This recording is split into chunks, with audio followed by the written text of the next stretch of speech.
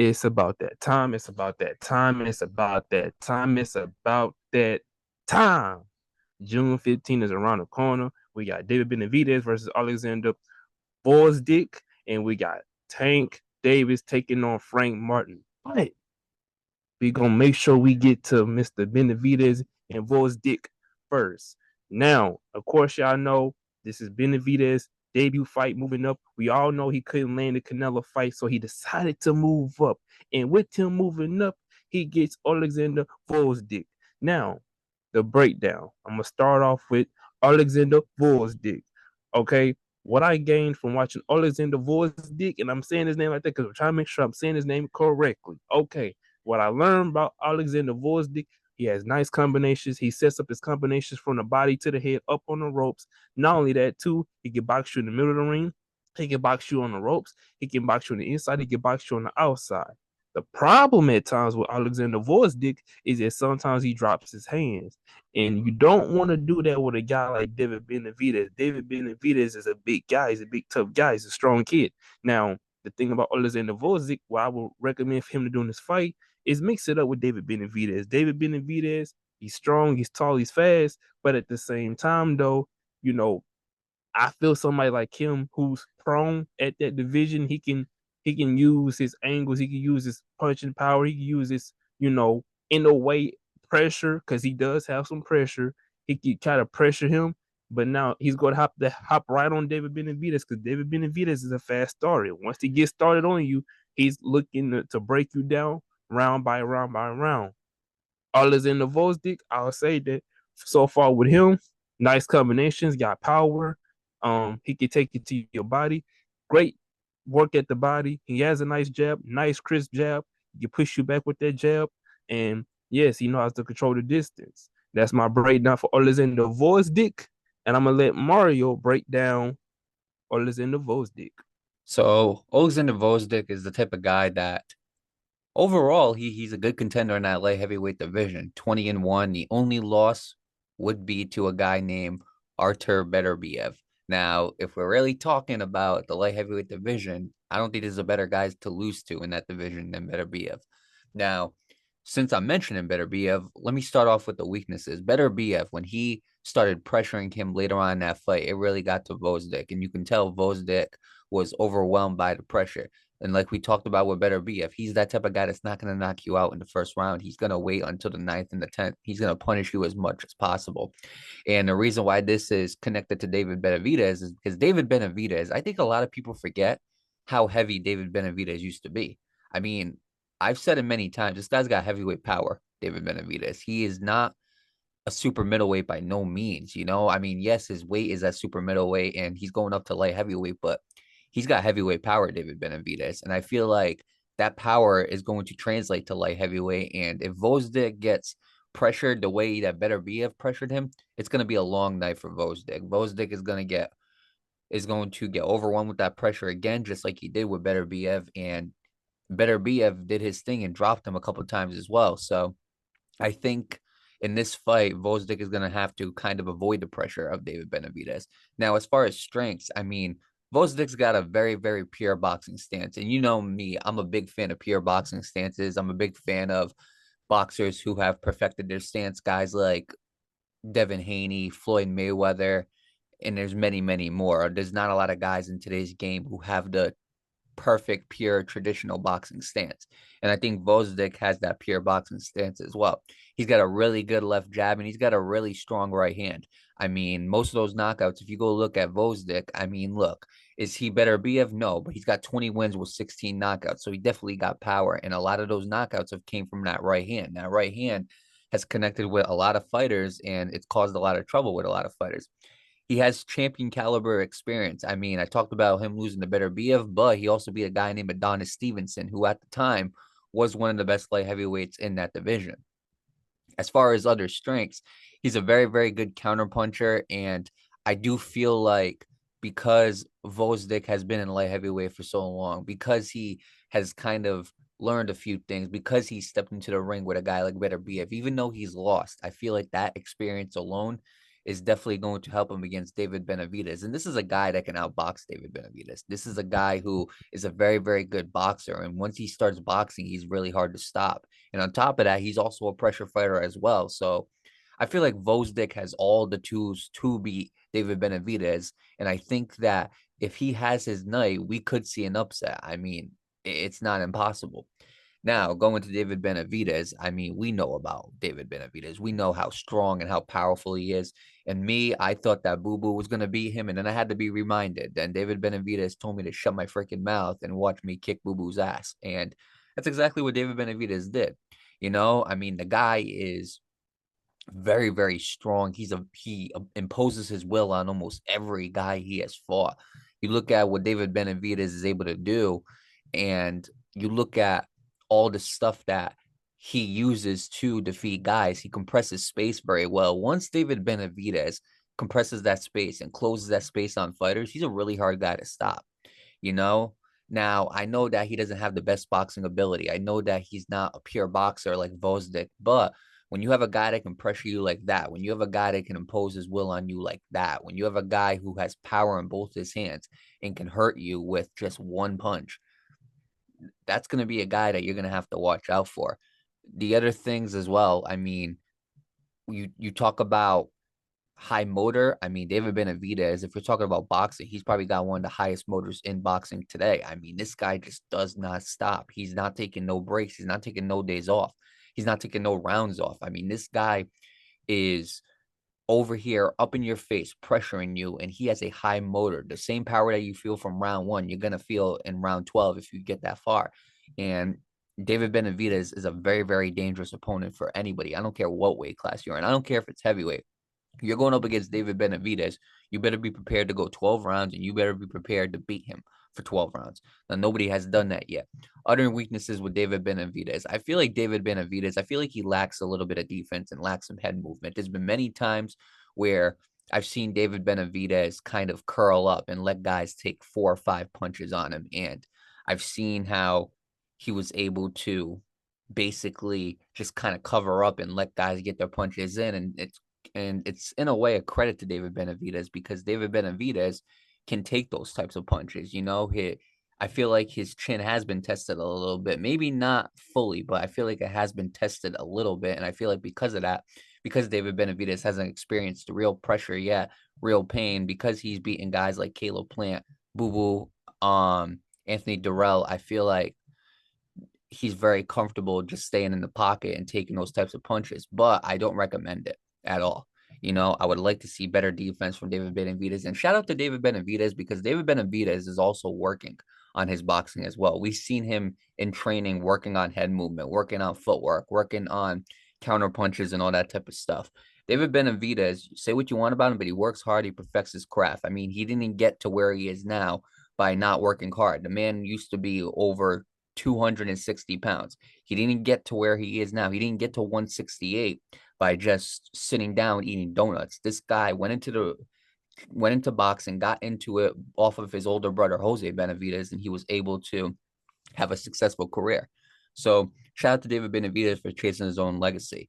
But obviously, I kind of covered both of these fighters in here. Now I'm going to end with the keys to victory for me. The keys to victory for David Benavidez: get onto the inside, impose your will, and counterpunch when Gvozdyk tries to attack. Because I do feel like that's another weakness by Gvozdyk is he gets counterpunched a little bit.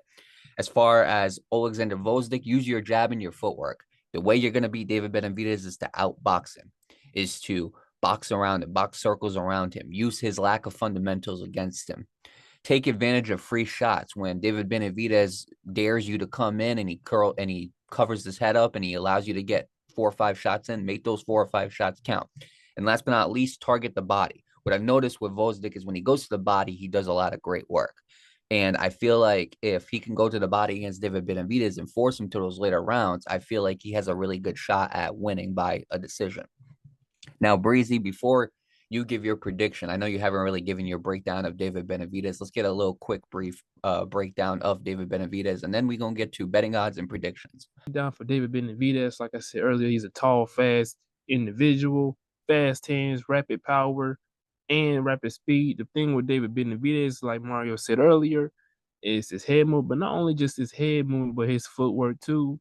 I think that's another reason why a lot of people, well, I won't say a lot of people, but a vast, slimmer people would say Canelo will beat David Benavidez is because we know Canelo, and I know it's not about Canelo, but Canelo's counterpunching, and we saw how he likes head movement, he likes footwork. But I will say too, in his last couple of fights, you can see David Benavidez is trying to clean that up. He's trying to work on that. You see, he's training. He has been, working on head movement and whatnot. So overall, that would be my weaknesses for him: is lack of head movement, lack of footwork.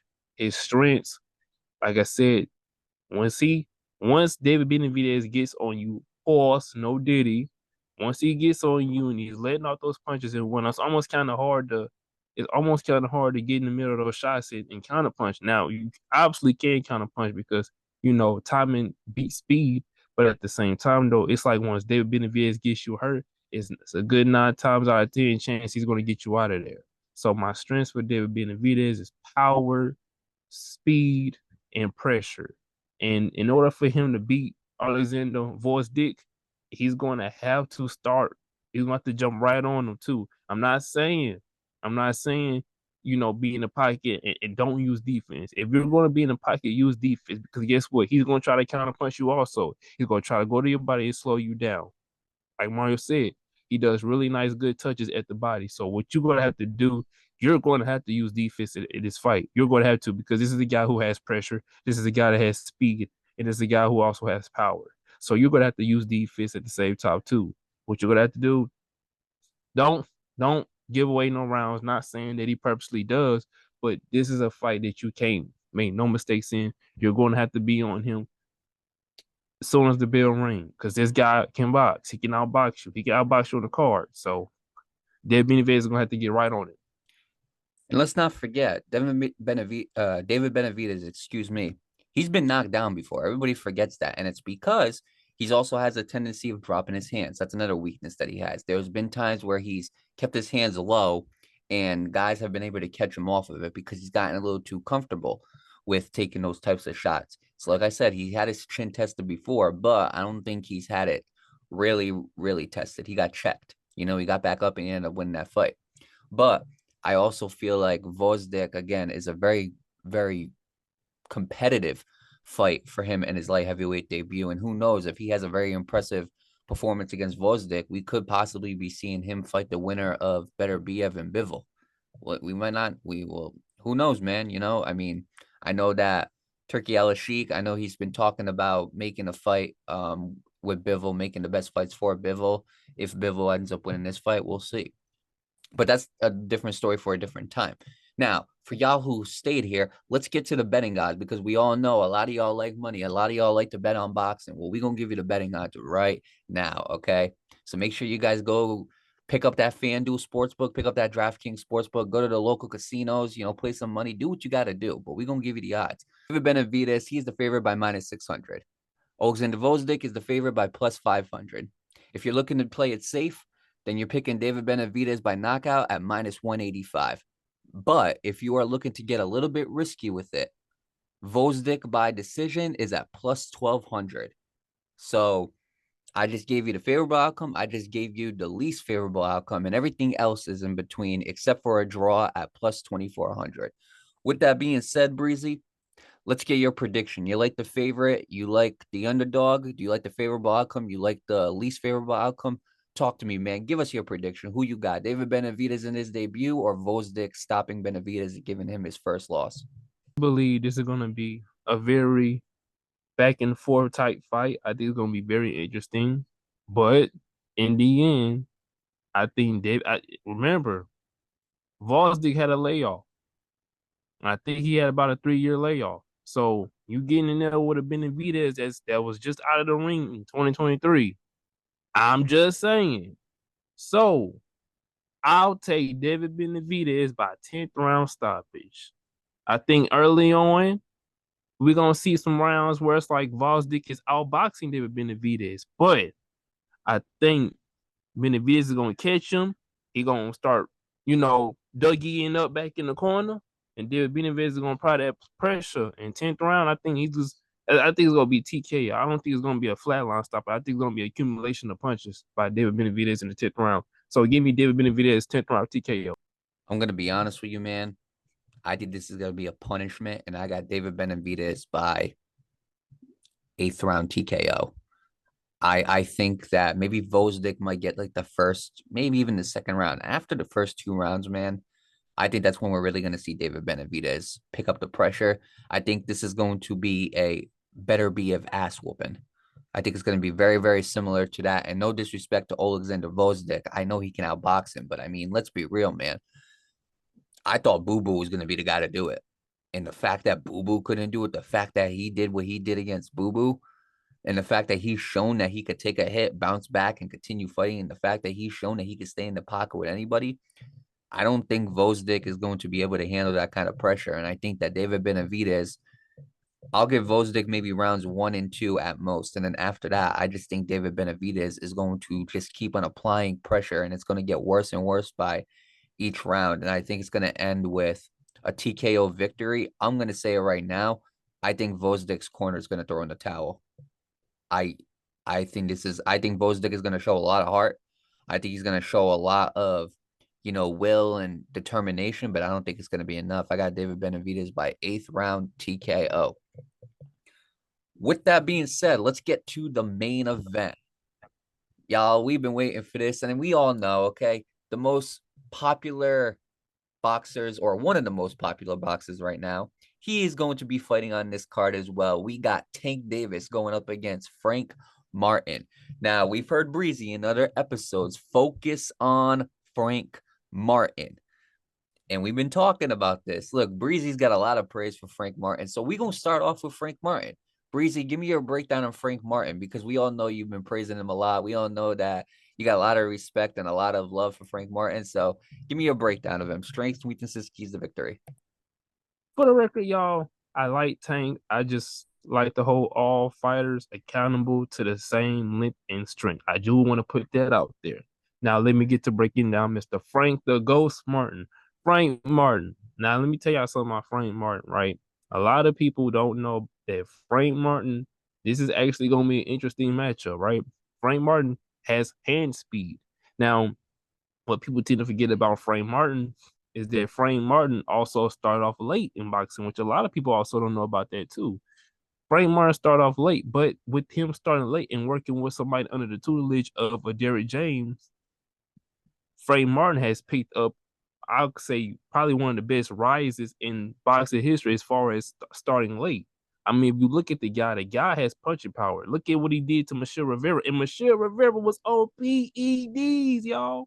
He did that to Michelle Rivera on PEDs. So the guy is definitely talented. He got fast hands. He got some power and whatnot. Very slick on his feet. Really nice, slick head movement. I don't think a lot of people give him enough credit for his head movement. He does have some nice, credible head movement.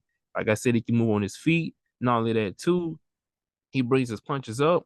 He's got a punch where he comes to the body, then he comes over the hook. And sometimes that's how he usually rocks his guys. Now, the thing about Frank Martin, while he does have a lot of speed and he does have some power, what I've seen with Frank Martin, too, is I've seen Frank Martin get countered in between those fast punches. What did I say earlier, y'all? Y'all remember what I said earlier? Timing beats speed, okay?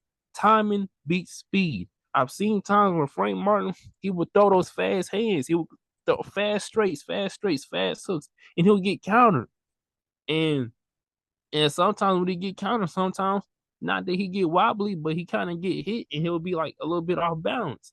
Now, I'm pretty sure he's going to tighten up on his defense for a fight of this magnitude. Of course he would. It's Tank Davis. But, there is times where he does let off those fast hands in exchanges, and sometimes he get the worst end of the stick. But a lot of times, too, he has the best receiving end of those punches. Because, remember, Frank Martin, like I said, Frank Martin, he does have a way of cutting the ring off, too. Like I said, he does have a nice hook. He has a come-up jab. And then, like I said, too, he sometimes drops in and he turns his body around and he comes up with a punch, too.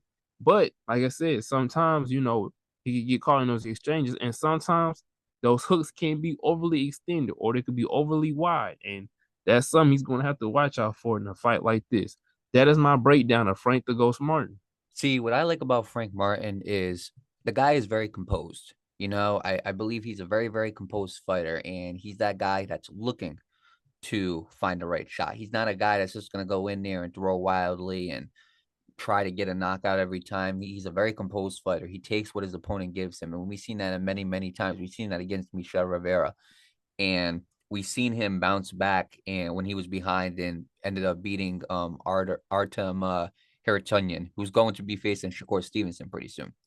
What I like about him is he's a very good counter puncher. He's got good pressure as well. Again, he's not Tank Davis, but I mean, the guy does have a decent amount of knockouts on his record as well for 18 fights. So I do believe that Frank Martin is definitely going to be a competitive fight for Tank Davis, especially when you got a guy who can box like Frank Martin can. And we've seen it in the past. Gervonta Davis has struggled against guys who can box. He struggled against guys who can apply the pressure to him. For examples, Ryan Garcia had a little bit of pressure on him before he got knocked out.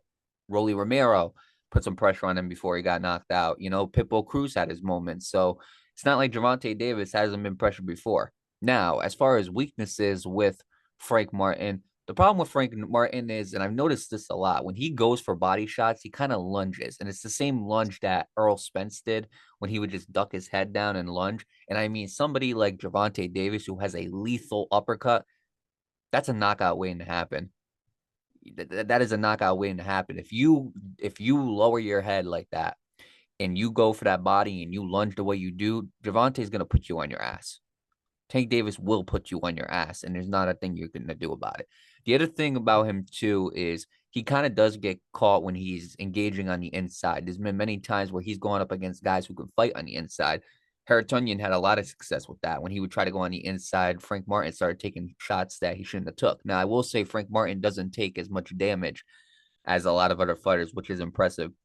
Here's where I disagree with you on. You said he has good head movement. I think the opposite. I'm not saying his head movement is terrible. What I will say is I think he relies too much on catching punches with his glove.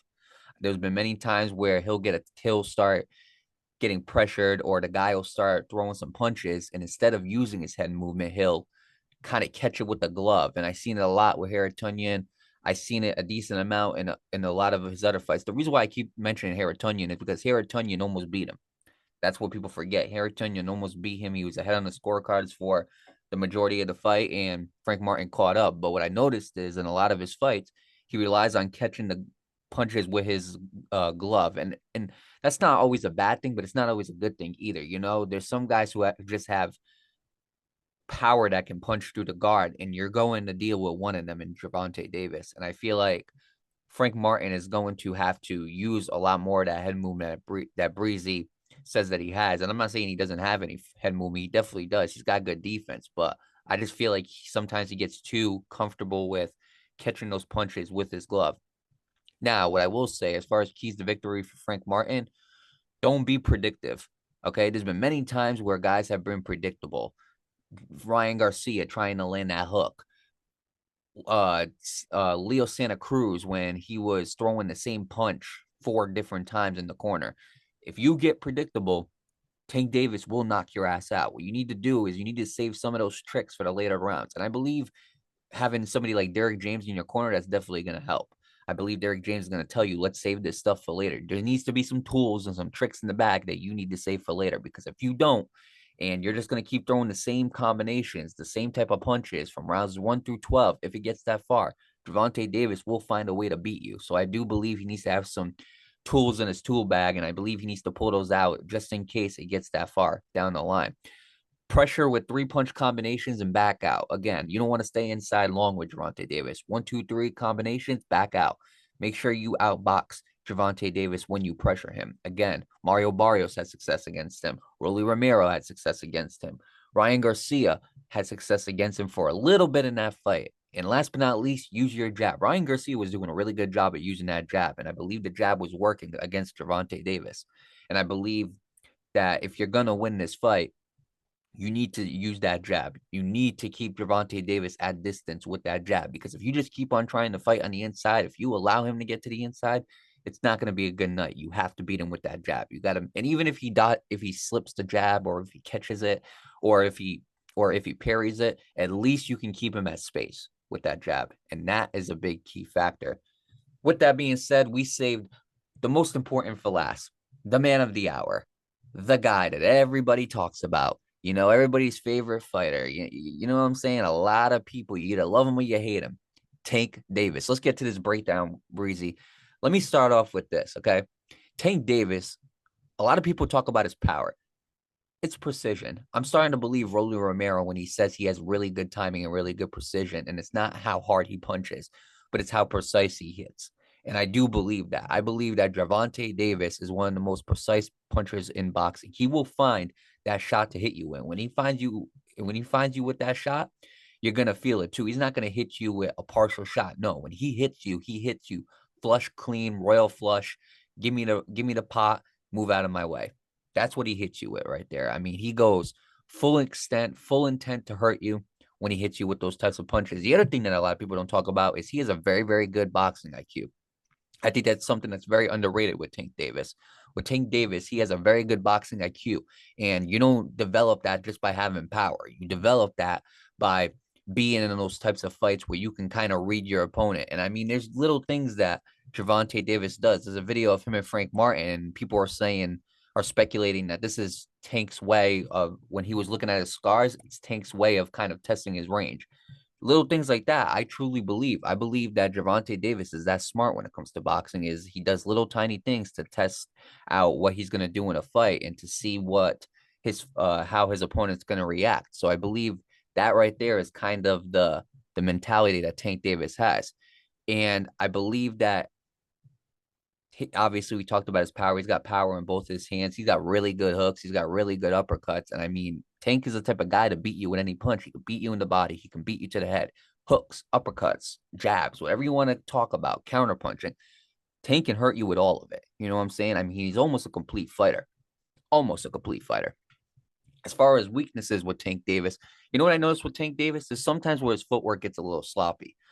There's been times where I've seen like his foot get lifted up in the air a little bit. In the Pitbull Cruz fight, his footwork got sloppy and he tripped over Pitbull's feet. Now, a lot of people, I already know what they're going to say.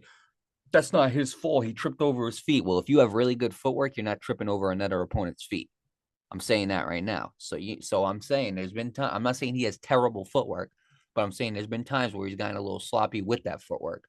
The other thing as well, and I mentioned it before, I believe the best way you're going to beat Tank Davis is with the jab. I believe if you keep on sticking that jab to Tank Davis and you keep putting him at, and you keep keeping him at bay, if you continue to outbox him, get in the inside and slip back out, I believe that is a really good way to beat Tank Davis. And I believe it's something that a lot of fighters haven't caught on to.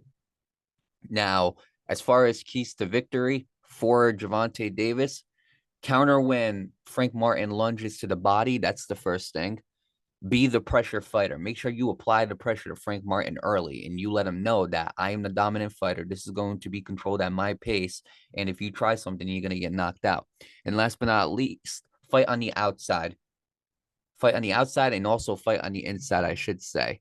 Basically, kind of control both. But when you're ready, when you know that you can get some punches on him, fight on the inside and stick there. So start on the outside and fight on the inside. With that being said, Breezy, give me your breakdown on Tank Davis. We're going to get to betting odds and then predictions. Yeah, he even said some of my points and whatnot. But to basically piggyback on what he said, because I had the same stuff too.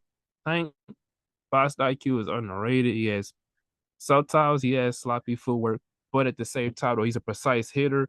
It's about his timing. Because like I said earlier, timing beats speed. And that's one fighter right there that has the timing to beat your speed.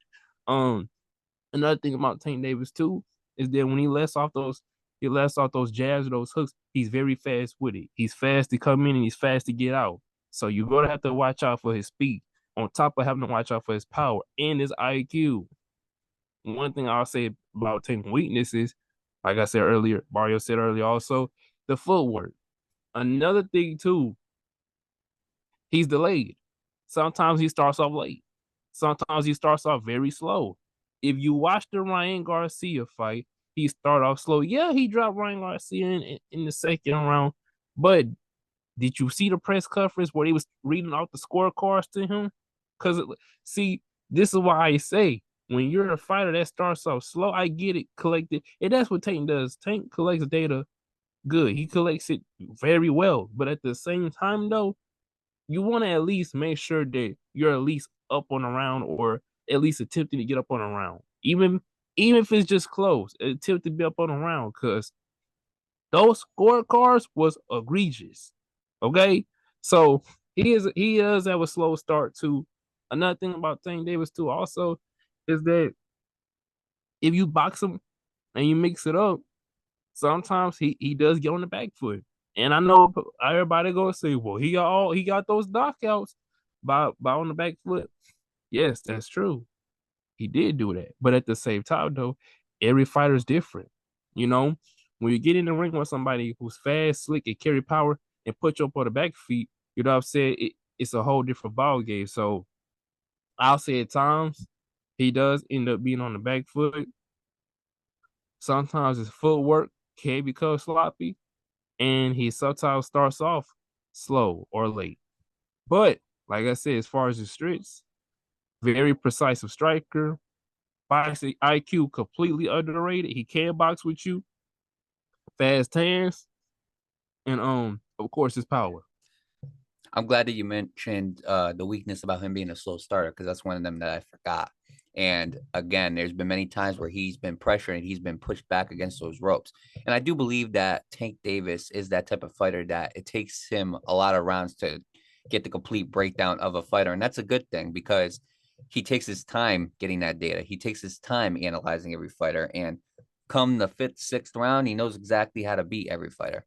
So if it ain't broke, don't fix it. Now let's get to the bets. All right. Tank Davis obviously is the favorite at minus 700, with Frank Martin being the underdog at plus 480. If you are looking to keep it safe, Gervonta Davis by KO or TKO is at minus 175. That is the favorable outcome. The least favorable outcome is Frank Martin by knockout, which is at plus 1400 if you want to get a little risky. Everything else is in between, obviously, except for a draw that's at plus 2400. With that being said, Breezy, let's get your prediction. Tank Davis versus Frank Martin. You got the favorite, you got the underdog, and how do you see this going, man? I sat and I thought about this fight. I thought about it when I was eating. I thought about it while I was brushing my teeth. I thought about it when I was working out. And you know what I told myself? I was like, you know what?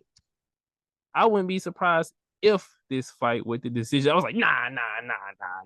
And then I thought I was drunk. I don't drink, but I thought I was drunk for saying that. But all jokes aside, though, I think this fight is going to be really competitive in the early rounds. Like I said, because of Tank's slow starting, I think Frank Martin will showcase that he is a true talent in the early rounds. But there's a but, and you best believe there is a crack to that but. Okay, I do believe come the eighth round, I think Tank gonna catch him, and I like Frank Martin. I do. I like Frank Martin. I think he's gonna put on a nice performance for while it lasts. I think Derrick James is gonna guide him for a nice half of the fight, and then Tank gonna pick up and they're gonna apply that pressure. And it's different when you under those lights. It's different when you sparring, and it's different when you in the ring under the big lights in front of all the people. I think Tank Davis is going to catch him in the eighth round. Now, for y'all who are new, Breezy's predictions are pretty accurate most of the time when he predicts the winner. They are pretty accurate. I think Frank Martin is going to be leading this fight for a decent amount of time, and he's going to outbox him for a lot of those rounds. I'm gonna come out and say it. I think when we look at the scorecards, it's going to be Frank Martin up 5-2, come the seventh round. And then what I think is going to happen is come the eighth round, Tank Davis is going to kind of get a knockdown. And I think Frank will get up from it. And then Frank will recover a little bit in the ninth. And then come the 10th round, Tank's going to turn it on. I think Tank is going to turn it on. He's going to take that from 0 to 100 real quick, no Drake. And he's basically going to get that knockout on Frank Martin. And I think that when he gets that knockout, I think that it's going to be one of those knockouts, not where it's going to knock his lights out, but it's going to be one of those knockouts where Frank Martin is not going to be able to beat the count. he's going to try to get up and he just can't. And we're going to see Gervonta Tank Davis celebrate another knockout win. And I'm not going to lie, I had the same thoughts as Breezy. Maybe this goes to the decision. And then when I started seeing some of the weaknesses by Frank Martin, I said to myself, there's no way Gervonta Tank Davis is not going to capitalize on that. There's no way he's not going to capitalize on Frank Martin lunging and lowering his body with a body when he goes to engage in body shots. There's no way that Tank Davis is not going to take advantage of that. So I got Tank Davis by 10th round knockout. With that being said, we got just a little bit under 3 minutes to close this out. So I'm going to do a Breezy, all right? Make sure y'all, again, tune in to the Puncher's Point. David Benavidez, Oleksandr Gvozdyk. Then for the main event, Frank Martin versus Gervonta Tank Davis. We got Tank versus Frank. We got the Tank versus the Ghost. We have light heavy Benny. We got David Benavidez. We got Oleksandr Gvozdyk. I mean, this is going to be a very, very good card. And don't forget, on DAZN, we got Subriel Matias versus Liam Paro, which, by the way, we gave a prediction on that as well. We have an episode there, and make sure you guys go click into that episode. Make sure you guys go click that episode because I'm telling you, it is a banger. With that being said, we are going to be giving a post-fight episode for all three of those fights. Obviously, Matias versus Paro is going to be on a separate episode, but Benavidez and Gvozdyk and Gervonta Davis versus Frank Martin is going to be on both of those are going to be on the same episode. Make sure y'all go check those out. You're not going to want to miss them. I'm saying that right now. With that being said, I'm not going to sugarcoat it for y'all. Make sure y'all stay on point with the Puncher's Point.